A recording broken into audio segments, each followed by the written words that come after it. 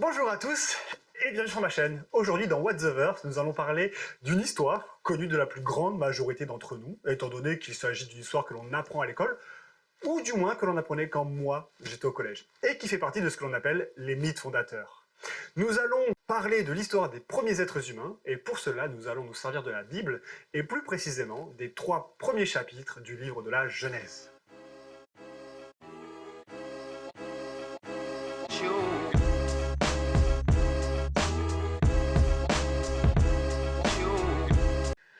Alors, je me permets d'ouvrir une parenthèse avant de commencer. Le mot Genèse signifie origine, et ce livre nous parle justement de l'origine de la nature, de l'être humain, de la création, et le premier chapitre nous raconte l'histoire de la création et l'apparition de la vie sur Terre. In the beginning,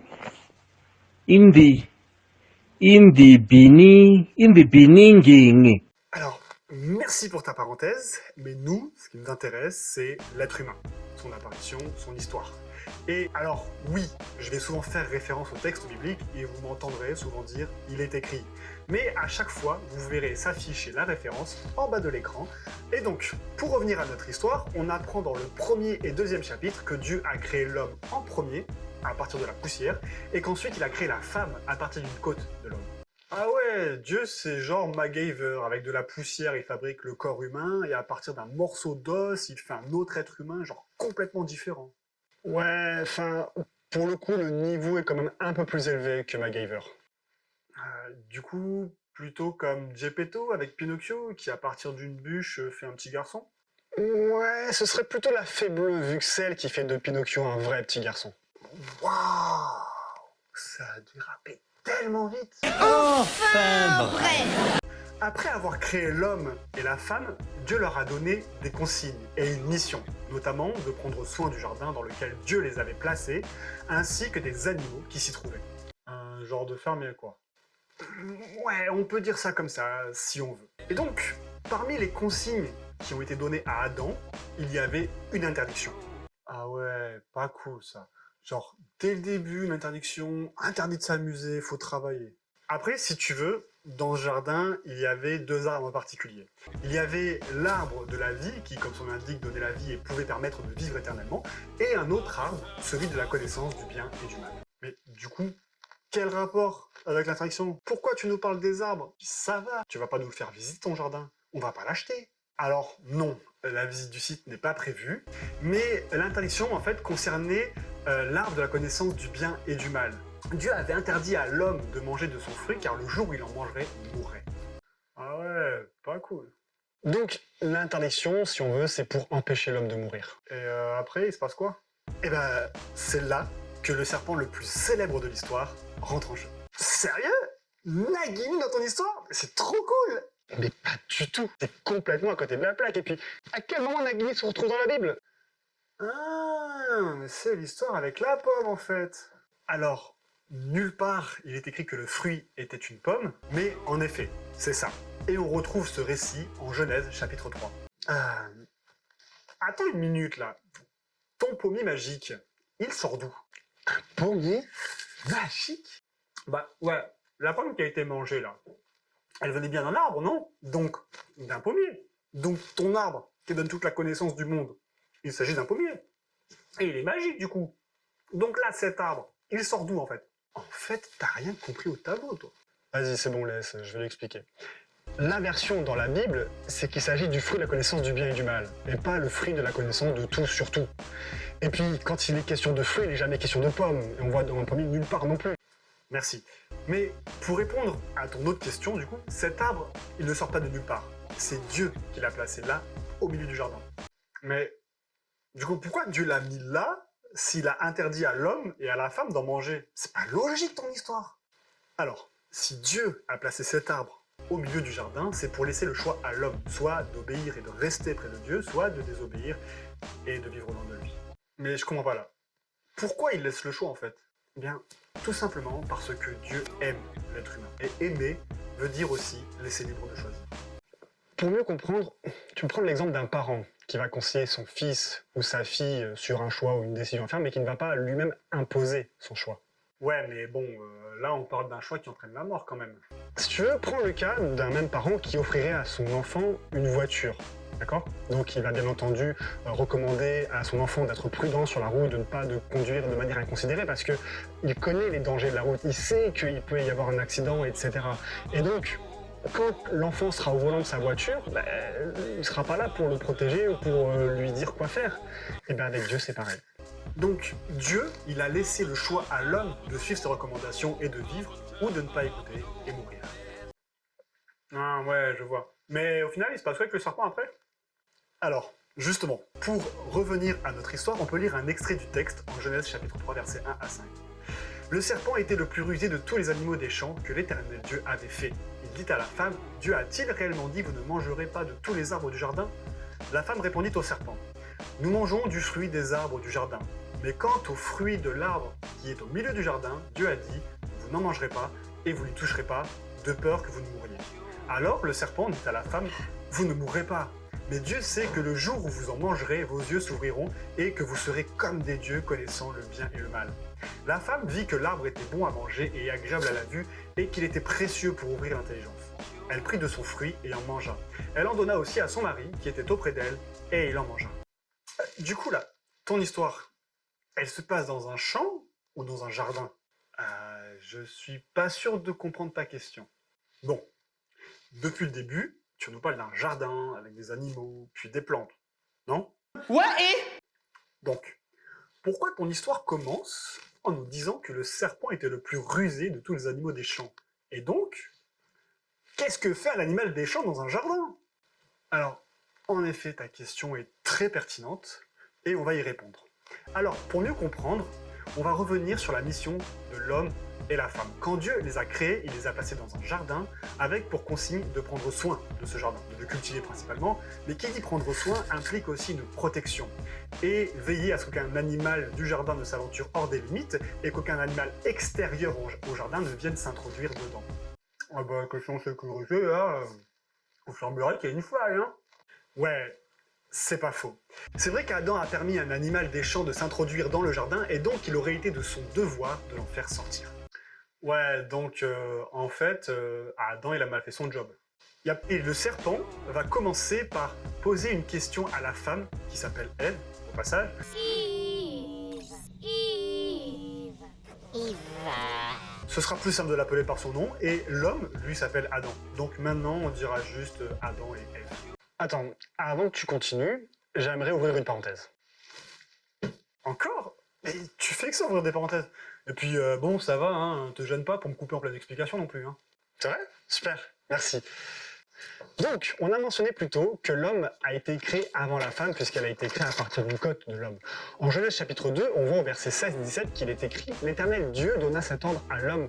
Tu pourras manger de tous les arbres du jardin, mais tu ne mangeras pas de l'arbre de la connaissance du bien et du mal, car le jour où tu en mangeras, tu mourras. » Dans ce passage, on voit bien que Dieu parle à l'homme uniquement, puisqu'à ce moment, Ève n'existe pas encore. Et justement, c'est plus clair dans les versets suivants, Genèse 2, 18 à 19, on lit que Dieu a décidé de faire à Adam une aide semblable à lui, à savoir Ève. Donc c'est bien après avoir parlé à Adam que Dieu va créer Ève. Je vous mets la référence pour ceux qui voudraient aller lire. Et là, ta parenthèse, en fait, elle sert à quoi? En fait, j'avais pas fini, et justement, c'était le moment de faire le lien avec notre histoire. Parce que l'interdiction concernant le fruit de l'arbre de la connaissance du bien et du mal a été donnée à Adam seul, et lui, derrière, a dû transmettre cette interdiction à Ève. Et du coup, c'est pour ça que le serpent est parti questionner Ève plutôt qu'Adam. Alors, rien dans le texte ne nous dit clairement que c'est pour ça, mais c'est une théorie tout à fait intéressante et tout à fait plausible. Mais en soi, cette parenthèse va être vraiment intéressante quand lui là, va analyser les propos de la femme. Eh ben, heureusement que t'as fait vite, hein. Mais bon, avant d'analyser les propos d'Ève, comme tu dis, ce serait intéressant de s'attarder sur les propos du serpent. Et en y regardant de plus près, on peut voir que déjà dans la question du serpent, il y a une déformation des paroles de Dieu, puisqu'il va commencer en disant « Dieu a-t-il réellement dit ?» Déjà, il y a une remise en question de la véracité des paroles de Dieu, et juste après, il va demander s'il ne mange d'aucun arbre. Alors qu'en soi, il sait très bien que l'interdiction de Dieu ne concernait que l'arbre de la connaissance du bien et du mal. Et là où ça devient vraiment intéressant, c'est quand Ève répond au serpent. Tu vas voir. Quoi, elle ne fait que répéter l'ordre que Dieu lui a donné, au travers d'Adam. Eh bien, détrompe-toi parce que c'est pas si anodin en fait. Dieu, lui, il parle avec certitude quand il dit « le jour où tu en mangeras, tu mourras ». Alors qu'Ève, elle émet un doute en disant de peur que vous ne mouriez. Et c'est ce doute qui fait toute la différence. Ah ouais, et du coup je comprends la parenthèse là, de l'autre là, que soit Ève a mal retenu ce que Adam lui a dit, soit c'est Adam qui a mal transmis l'ordre, et on a donc l'exemple du premier téléphone arabe de l'histoire. L'autre il a un prénom, je te rappelle, hein. Alors, c'est une manière intéressante de voir les choses, et c'est donc là-dessus que le serpent réagit. Il voit une opportunité et la saisit. Une fois que le doute est semé, il ne lui reste plus qu'à rassurer Ève et la convaincre que ce que Dieu a dit est faux. D'ailleurs, on peut voir que le discours du serpent, il change du tout au tout. Au début, il commence en disant « Dieu a-t-il réellement dit ?»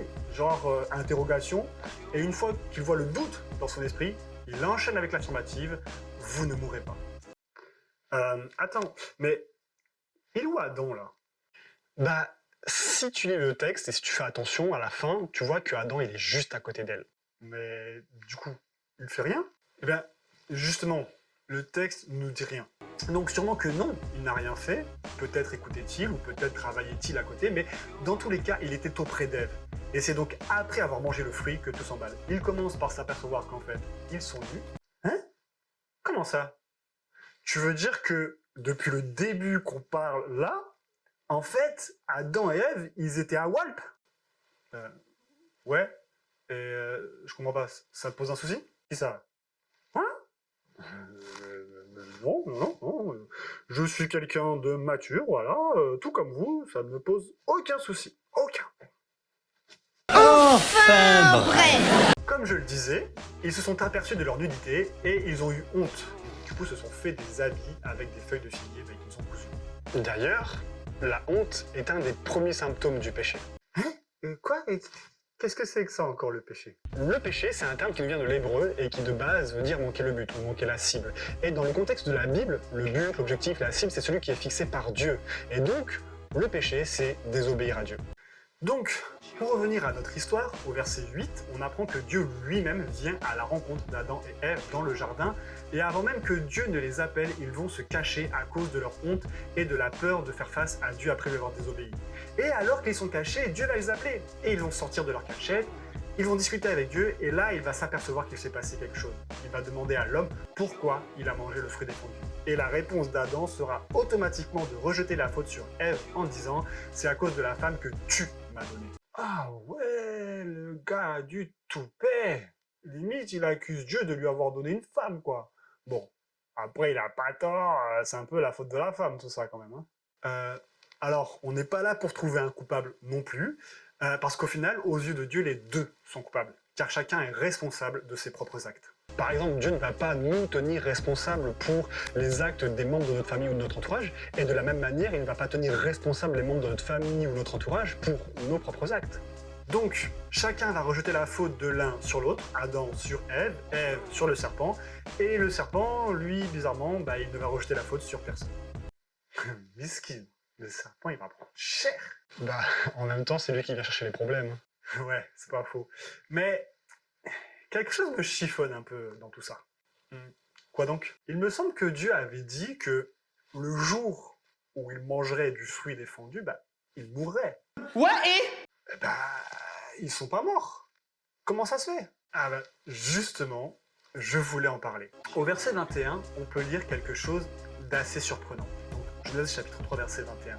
L'Éternel Dieu fit à Adam et à sa femme des habits de peau et il les en revêtit. Mais ils étaient pas déjà habillés avec leurs habits en feuilles de figuier, là? Absolument. Mais ici, on voit malgré tout la compassion de Dieu qui habille l'homme avec des vêtements de meilleure qualité. Ouais, on a compris, ouais. Dieu, c'est un peu comme Karl Lagerfeld. Mais ça explique pas pourquoi ils sont pas morts. Ouais, en vrai, je pense que le niveau est quand même un peu plus haut que le niveau Lagerfeld. Ok.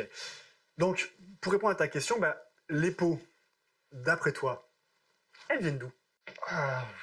D'un animal, sûrement. Et donc, tu en conclus que c'est pas très écolo, c'est pas vegan. Attends, t'es en train de me dire que là, Dieu, il... Absolument. Dieu lui-même a fait un sacrifice pour épargner l'homme et ainsi l'habiller. Mais pourquoi le sacrifice et en quoi ça empêche l'homme de mourir? Eh bien, comme Dieu l'a dit, après avoir mangé le fruit, l'homme et la femme devaient mourir. Mais au-delà de mourir, il fallait que du sang soit versé pour effacer la faute, et Dieu aime tellement l'homme qu'il ne peut se résoudre à le tuer. Mais d'un autre côté, il faut que du sang soit versé pour effacer la faute. Et c'est là que l'animal rentre en jeu. Il prend la place de l'homme, meurt en versant son sang pour effacer la faute. Ainsi, l'homme peut vivre. Mais bon, il y a quand même un petit problème qui persiste dans tout ça. Maintenant, l'homme et la femme ont la connaissance du bien et du mal, et en quelque sorte, ils sont corrompus à cause du péché, de leur désobéissance. Et le jardin, c'est la présence de Dieu, c'est un endroit pur, et surtout dans ce jardin, il y a l'arbre de la vie. Encore un arbre magique? Franchement, il est cool ce jardin! Alors, c'est pas de la magie, mais cet arbre, il permettait de vivre éternellement. Et donc, pour éviter que l'homme soit dans une condition corrompue éternellement, Dieu doit l'empêcher de manger de ce fruit. C'est pourquoi il décide, et sûrement à contre-cœur, de se séparer de l'homme et donc de le chasser du jardin. Et pour être sûr que personne ne revienne jamais dans ce jardin, Dieu place à l'entrée des anges pour empêcher quiconque d'entrer et venir manger le fruit de l'arbre de la vie. Ouais, genre Dieu il a mis des viseurs à l'entrée quoi. Ouais, c'est un peu ça. Et c'est à ce moment que sont venues justement les notions de péché, d'expiation, donc de pardon, et de sacrifice pour justement expier les péchés. Ouais, je vois. L'étoile du berger? Haha, très drôle. Mais, franchement, elle est plutôt pas mal ton histoire, hein? Ouais, moi aussi je l'aime bien. Et sinon, il y en a d'autres des histoires comme ça? Ah ouais, il y en a plein! Et si ça vous dit, on en verra d'autres ensemble. Alors justement, pour ne rien rater des prochaines vidéos et des prochaines histoires, n'hésite pas à t'abonner. Lâche un pouce et ton commentaire, ou même plusieurs, voilà, pour me dire ce que tu en as pensé. Si vous avez des amis qui ne connaissent pas du tout la Bible, n'hésitez pas à leur partager cette vidéo. Même à ceux qui connaissent, en vrai, ça peut être sympa de la faire tourner sur vos réseaux. Merci à tous de m'avoir suivi jusqu'au bout, prenez soin de vous, et je vous dis à la prochaine. Bye!